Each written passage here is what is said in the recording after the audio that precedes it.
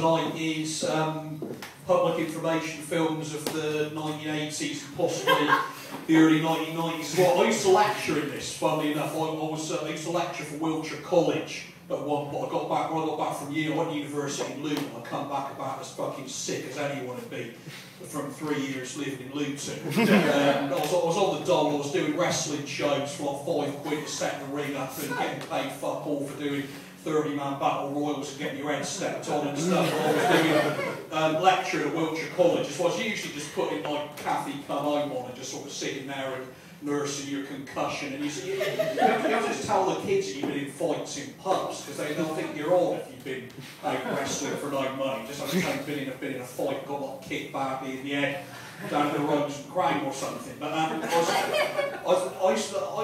became kind of borderline obsessed with public information films. These used to be made by the Central Office of Information from about wartime till about, I think, about a year ago. And they kind of have a special bad place in the whole. I'm 34, and if you're of my generation, you've got this sort of. Because I'm doing this show at the minute, I'm writing a show for the Edinburgh Fringe called Leave the Landing Like That, which is about childhood fear. I did one called Kidnapped by Catwoman that were about like fetishes and not sexual awakening. This is like the other side of the coin about things that shit you up when you're a kid. Public information films, the fucking granddaddy of it. And that's why there's DVDs and videos of these you can buy in HMVs. It's like picking a fucking scab. It's like going back to what terrorised you as a child. If you they took many forms. There's kind of 3 ways you encounter public information from this. They took you by surprise. That's why they were so frightening. You never used to sit. Now it's not the same sitting down, putting a video cassette with like 100 public information films. What they are basically, if you've not seen one, is there to inform the public about, usually about how not to fuck yourself up in a terrible accident. They're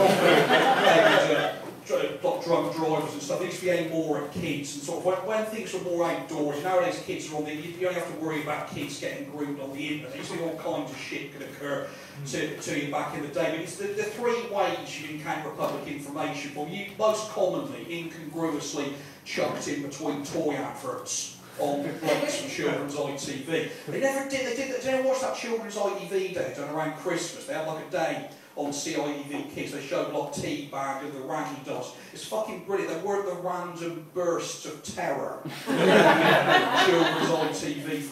Because these films were usually about 20 years old when they broadcast. These the same ones. They were made in about like 1971. They used them sort of about 1993. It was like they were shot on film as well, because they were from the Central Office of Information, so everything would be on video. It was like they were being beamed in from a fucking parallel dimension of horror. It'd be like sort of like toy adverts, sort of Space Lego, Transformers, Rainbow Bright. It'd just be this sort of like blank, and then sort of hiss, and they'd be like, we ain't been back there to the river, not since it happened. Bell bottles, fucking Harrington jackets, and says he fucking fell in the river and drowned himself. He used to put the most. Charlie Says the most iconographic one, the Prodigy sample with that fucking freaky voiced Children of the Damned Child. He used to have a cat that he walked to, that went out with him like a dog. Cats that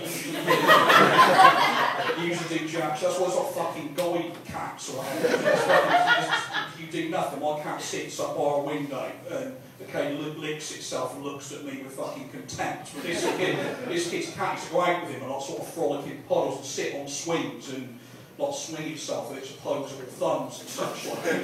It was voiced by Kenny Everett. He used to do like a sort of. The kid used to understand this. It's big fucking dead eyes.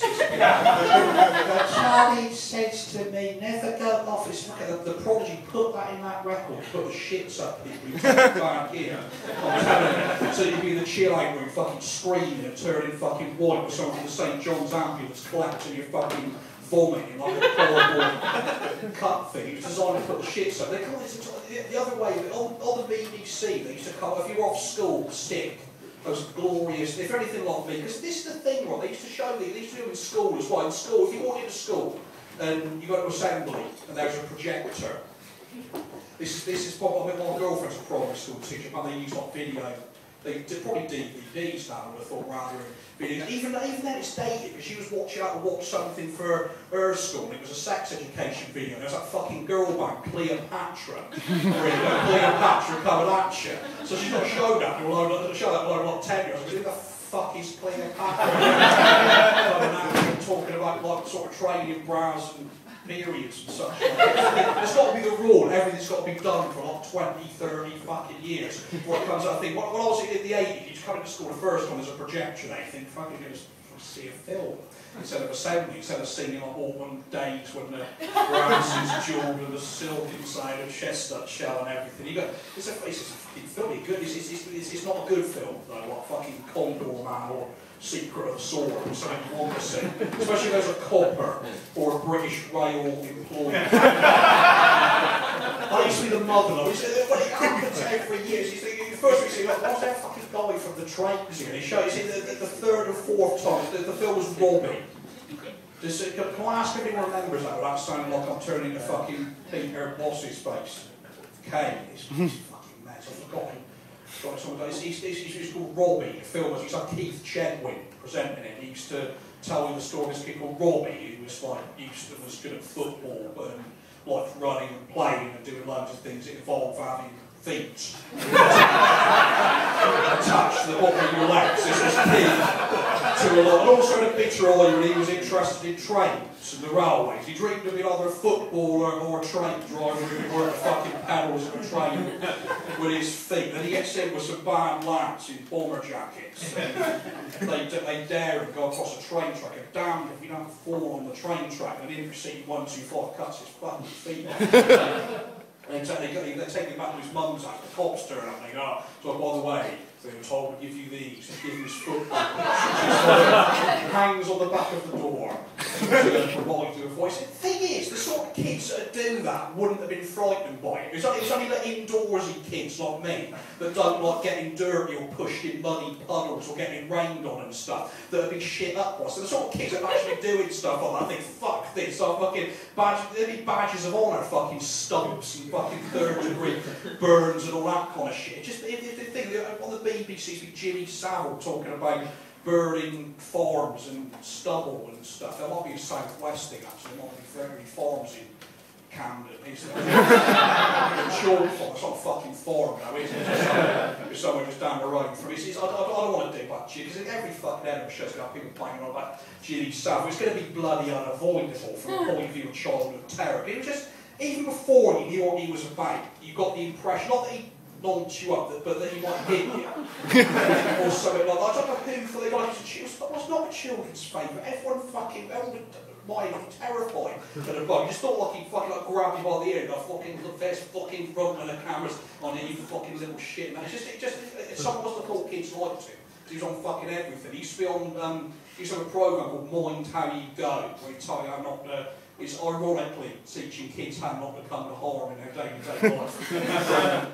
Being school, I just used to associate with scoldings and burnings and kids like tying a Superman cape around themselves and jumping off a fucking council flat window. She just had that air of like, sort of a man who sort of like has a big interest in people fucking themselves up in accidents. From my liking, they're going to be told he's a favourite. So I think, do you know what? That's what disappointed. That he gave every I've said this once, he gave every fucking weirdo. He used to be, when he died, like Gregory said, he gave every fucking fucked up weirdo a bad name. Because we used to be able to say, just a bit odd, a bit eccentric, you shouldn't presume that of people. He fucking let all of us genuinely fucking honest to goodness weirdos down. It's fucking bullshit. You dig him up and burn his body in a fucking skin. But it's still getting at it. But last time public information we've got me, I'll probably overrunning it. It's always doing, because now you only see him now if it's on ITV. He's wising these, like, it just goes in like that gambling stuff and the Jeremy Kyle show. When they were still regional,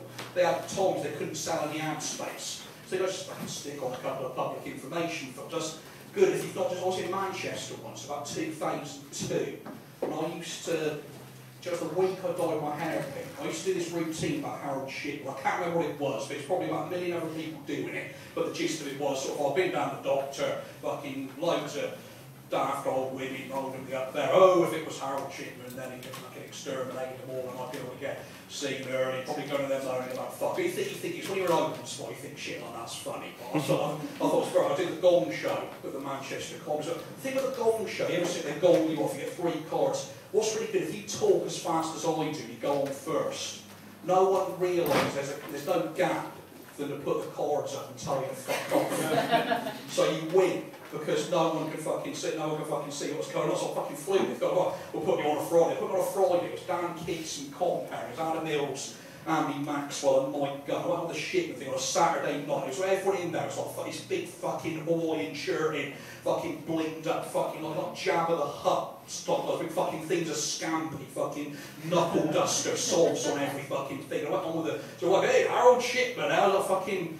That's the closest I've ever come to actually being fucking injured doing a gig. So I've never had anything thrown at me. There's a couple of lit cigarettes, but that's the fucking closest. I thought if I'd have gone any further, there would have been furniture going up there. I walked past Andy Maxwell, that was fucking shit, man. He goes, where the fuck do you think you are? So I was like, fucking fuck. I went back to the hotel, I thought, it's fragile. I turned on the telly, it's one of those, like, if you're in a foreign country, don't fucking smuggle cocaine in a teddy bear because some bloke at customs will rip the head off of it and you'll end up in nick and there'll be some bloke shaving your head with electric clippers and you'll fucking tell you, so fucking get you, fucking right in the primal fear. I was stoned, so I just like dope back then. And that fucking death and the fucking public information. Shoulder fear and an adult fear. That's what people are most afraid of, is speaking in public and making a twat at yourself. That's why people give comedians far more credit than we're worth. Because we just do something people are afraid of doing on a daily basis and they're fucking oblivious to the true facts of life. But yeah, hits you, fucking, I'm still scared of Manchester. I'm going there Saturday, I feel ill.